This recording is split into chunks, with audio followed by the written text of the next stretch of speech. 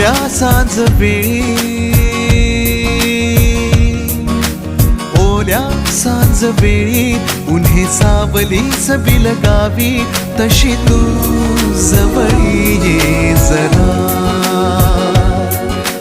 कोऱ्या कागदाची कविता जशी व्हावी, तशी तू हलके बोलना.